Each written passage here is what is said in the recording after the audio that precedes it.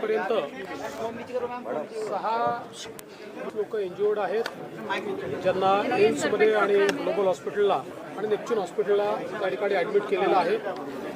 ती आग पूर्णपणे कंट्रोलमध्ये आणण्याचा प्रयत्न चाललेला आहे. जवळपास सर्व प्रकारचे इक्विपमेंट्स त्या ठिकाणी आहेत.